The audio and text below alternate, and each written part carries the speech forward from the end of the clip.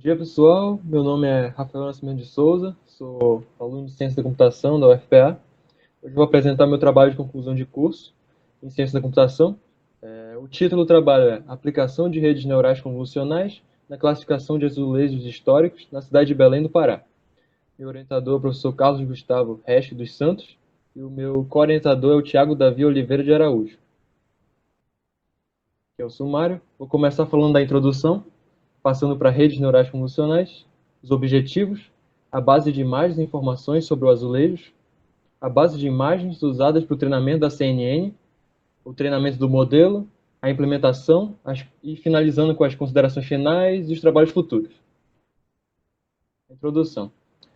A herança cultural é importante para a cidade, levando em conta os aspectos econômicos, já que ela agrega bastante valor à cidade, no aspecto do turismo, pois ela convida novas pessoas a visitar e conhecer a história do local, e em questão da cultura local, pois as pessoas que vivem na cidade, né, elas vão ter um maior conhecimento da história do local de onde elas vivem.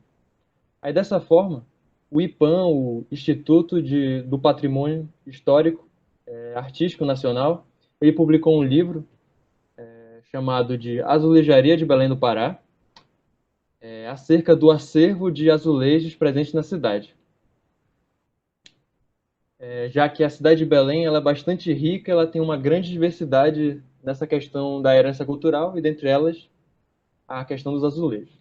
As autoras do livro são Dora Monteiro e Silvia de Alcântara, Estela Regina Soares de Brito, Thais Alessandra Bastos Caminha Sanjade.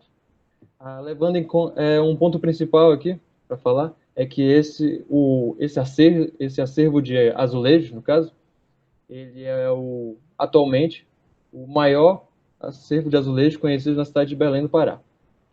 Quanto ao acesso desse livro, existe uma dificuldade na questão de que ele só está disponível na mídia física, e mesmo que a pessoa obtenha o livro, ainda vai demandar de um pouco de esforço para ela achar o azulejo nas tabelas contidas no livro e, além disso, buscar pelas suas informações.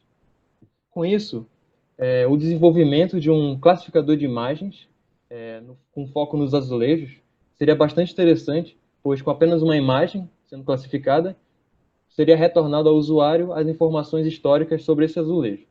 Dessa forma, existem diversos tipos de classificadores de imagens, e dentre eles a rede neural convolucional. Certo. A rede neural convolucional é um modelo matemático que utiliza em visão computacional para a resolução de problemas ligados à classificação de imagens. A rede é constituída de diversos nós interligados entre si no decorrer de diversas camadas, semelhante à estrutura de ligação entre os neurônios.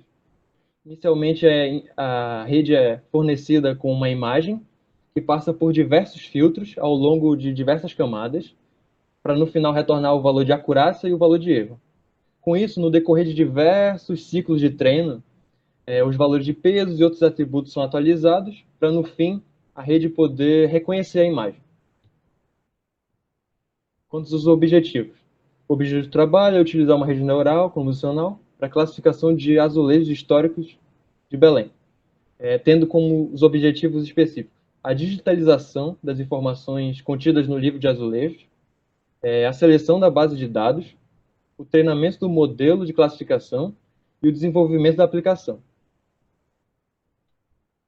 Quanto à base de imagens e informações sobre os azulejos. Nesse trabalho, foi feita a digitalização das tabelas contidas nesse livro, Azulejaria de Belém do Pará, das páginas 192 a 331, somando no total de 119 páginas. Vale ressaltar que o livro está apenas disponível no formato físico, né?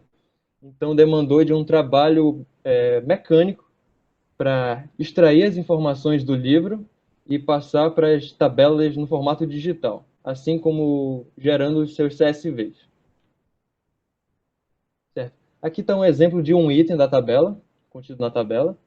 Essa é a primeira tabela, nomeada de tipologia de padrões de azulejo. Ela contém, nesse item, a imagem do azulejo e dos atributos da tabela. O código do azulejo, a procedência, a fábrica, a dimensão e o formato, técnica de fabricação, endereço, bairro, uso e aplicação.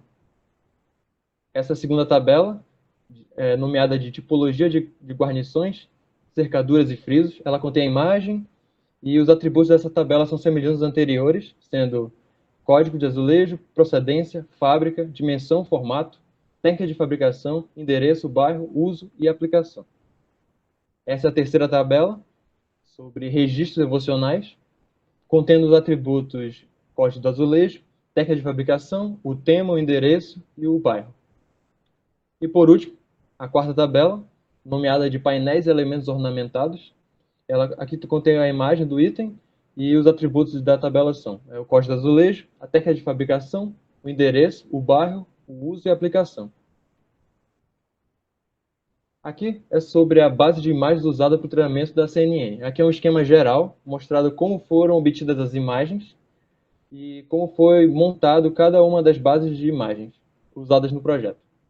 Inicialmente, foi tiradas várias fotos pela cidade de Belém, utilizando 3 aparelhos celulares. Essas fotos foram tiradas das fachadas, dos prédios, dos azulejos. A base de fotos ela conta com 191 imagens, é a primeira figura. A segunda base, a base de padrões, ela foi criada a partir da primeira base, num total de 865 imagens, com foco nos padrões dos azulejos. Vale um ponto importante para ressaltar, é que essas duas bases elas foram obtidas a partir do projeto do Azulejar. No caso, devido à inviabilidade de testes presenciais para aplicação, devido a essa questão da pandemia e da locomoção, foram feitos testes utilizando fotos tiradas a partir da tela do computador, usando essa segunda base, a base dos padrões. Com isso, as imagens elas vieram com algumas interferências em questões da iluminação e de serrilhados nas imagens. Por isso, foi necessário a criação de uma terceira base de imagens, a base de fotos da tela, para utilizar no treinamento também. Aí, com isso, com essas 3 imagens, elas foram juntas numa base de imagens final, que passaria pelas transformações do Data Argumentation. Passar. Certo. Com a adição dessas novas imagens da tela, a base de imagem final foi dividida em 20% para o teste do modelo gerado, um total agora de 233 imagens, e 80% para o treinamento e geração do modelo, agora no total de 931 imagens. Abaixo estão as 12 classes de azulejos presentes nessa base de dados final. Elas foram nomeadas de Mercado, Pizzaria, Pinho, Tomásio, Casa Che, Sesc, Particular 1, Particular 2, Largo Redondo, IHGP, Fotoativa e Soberano. Quanto ao treinamento do modelo. No pré-processamento foi feita a normalização, com alguns parâmetros de média igual a 0 e de padrão igual a 1, para a padronização das dimensões das imagens da base de dados final.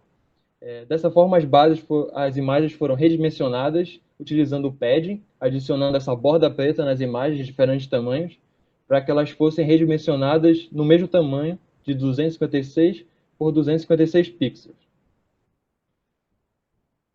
Devido a esse conjunto de dados usado no treino ele ser relativamente pequeno, foi gerado um lote de imagens sintéticas utilizando essas transformações do Data Argumentation.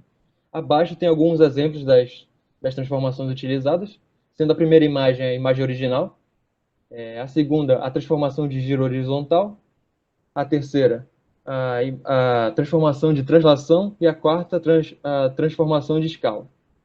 Essas transformações, vou deixar claro, foram aplicadas na base de imagens final. Quanto à seleção da CNN, inicialmente foi definida uma métrica de acurácia do mínimo de 95% durante o treinamento, que as arquiteturas deviam alcançar. Dessa forma, foram testadas essas 3 arquiteturas inicialmente, a ResNet 50, a VGG19 e Inception V3. Infelizmente, elas não conseguiram um bom resultado para a aplicação, por isso foi decidido testar outras arquiteturas. Dos testes foram mudados a quantidade de filtros, a quantidade de camadas e a quantidade de otimizadores. Com isso, foi decidido utilizar uma arquitetura própria, contendo 18 camadas, como mostrado nessa figura no lado. A camada ela é composta por 7 camadas de convolução com filtros 3x3, 7 camadas de pooling e as últimas 4 camadas sendo camadas conectadas. Também foi utilizado o otimizador MRS-Prop para minimizar a função de erro, a função de custo. A taxa de aprendizado utilizada no treinamento foi igual a 0.001 e nas interações foram usadas épocas igual a 100 e lotes de 16 imagens. Quanto aos resultados obtidos, né? Durante o treinamento, o valor de acurácia deu 98,6% e de lote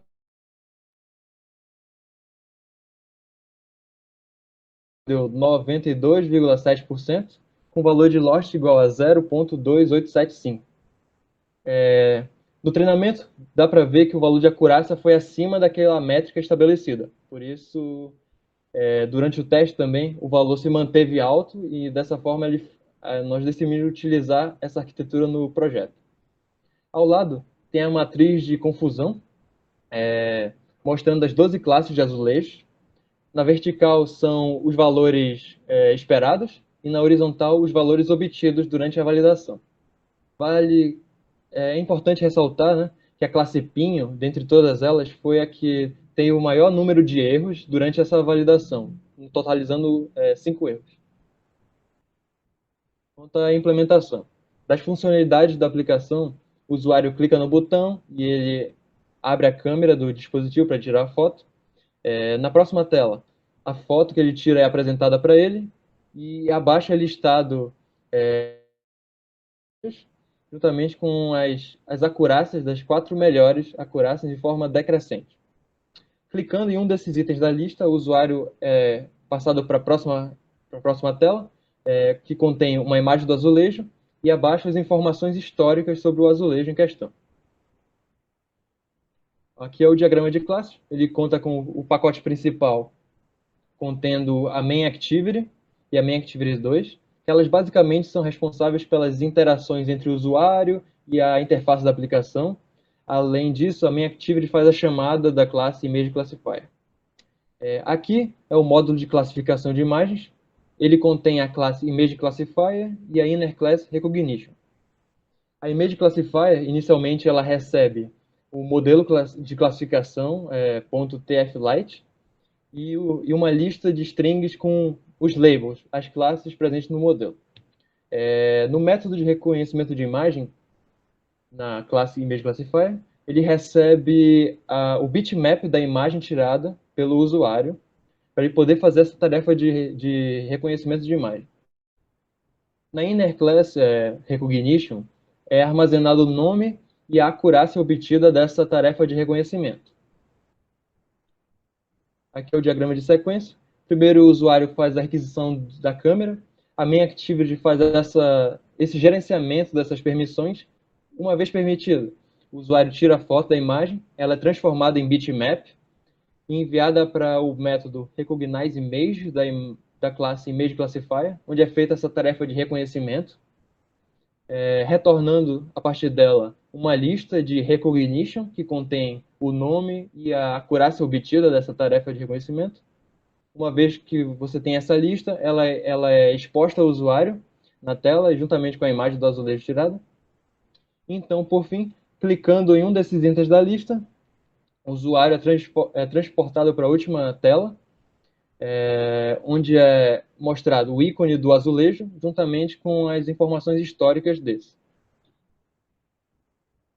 Aqui são os passos necessários para a utilização desse módulo em outros projetos.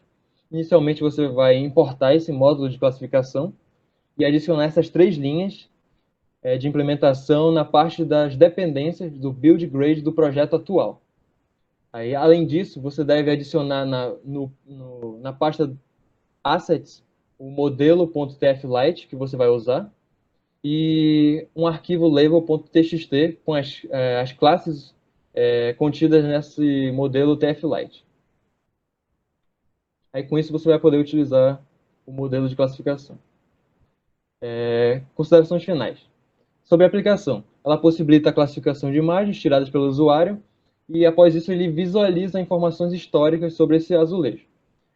Quanto ao módulo de classificação, ele reúne as funções necessárias para essa tarefa de reconhecimento de imagem, além de ser possível a reutilização desse módulo em outros projetos.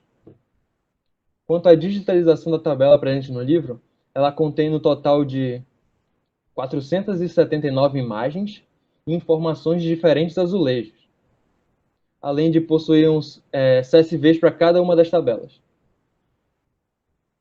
Para os trabalhos futuros, em relação à aplicação, futura integração, né, com a tecnologia de GPS, para melhorar na tarefa de classificação, a utilização de elementos de realidade aumentada, onde o usuário vai mirar com o celular no azulejo e as informações vão ser transmitidas ao vivo, né, no caso, na tela do celular. Em relação à tarefa de digitalização, seria a utilização, né, dessas imagens, dessas informações obtidas para a criação de futuros projetos e a utilização em modelos de treinamento maiores. E obrigado.